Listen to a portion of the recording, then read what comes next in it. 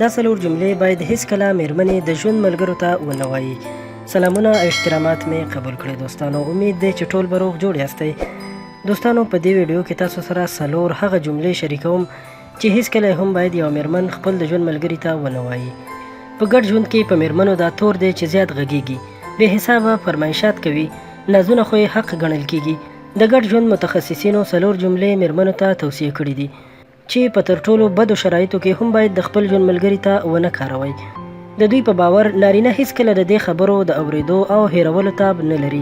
وایي که کومې میرمنې له دې خبرو څخه یوه هم د خپل ژوند ملګري ته کارولې وي، ابدا به یې د ژوند له ملګري څخه هیره نشي. دا څلور جملې له دروغ نه ویلو، وفادارۍ، درناوي او نورو عمومي اصولو څخه جلا مهمې جملې دي چې د ژوند ملګري له میرمنو څخه متنفر کولی شي. دلته در سره هره جمله لنډه شریکوم په دې هیله چې دا ویډیو تر پایه وګورئ، او که زموږ چینل کې نوي یاستئ نو مهرباني وکړئ زموږ چینل در سره هم سبسکرایب کړئ.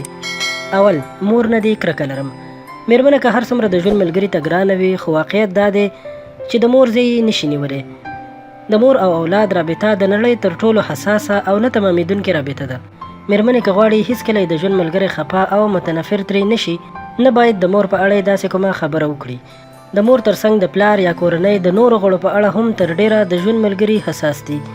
خو د مور یادونه مو ځکه وکړه چې تر ډیره په افغاني ټولنه کې د خواښې او انګور اړیکې ترینګلې وي، او انګورانې تر ډیره له خپلو خواښو څخه خوابدې او متنفره وي.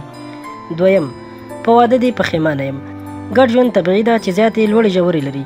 ځینې وخت کیدای شي د ګډ ژوند اړیکه ډیره ترینګلې او خرابه شي، خو په هیڅ وخت کې میرمنه باید د ژوند ملګري ته ونه وایي چې په واده کولو ورسره پښیمانه ده.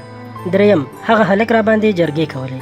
طبیعي ده چې هر نجلۍ به ګڼ غوښتونکې یا جرګې لرلې وي، خو تر واده وروسته هیڅ کوم نجلۍ ته نه ده پکار چې د ژوند ملګري ته د کوم جرګه مار یادونه وکړي. دا خبره یادول په دې معنی ده چې ګواکې دا نجلۍ یا میرمنه اوس هم د هغه هلک په اړه کوم خاص احساس لري، یا یې د ګډ ژوند په ارمان ده. میرمنې باید په یاد ولري چې اوس واده شوي دي، ګډ ژوند او ملګری یې معلوم دی. څلورم، مخکینی غوښتونکی مې مالدار و. دا خبره هم د ژوند په ملګري ډیره بده لګیږي. که کومه میرمنه د ژوند ملګري ته ووایي چې کوم بل خواستګار یا جرګه کوونکی ډیر مالدار و، دا په یو ډول د ژوند ملګري ته د غریبۍ پیغور ورکول دي. د ژوند ملګری به مو دا پیغور هیڅکله له زړه نه ونه باسي او ابدا به درته د یوې مادیت پرستې ښځې په سترګه وګوري. مننه کوم دوستانو چې دا ویډیو مو تر پایه وکتله. په دې هیله چې ستاسو به خوښه شوې وي.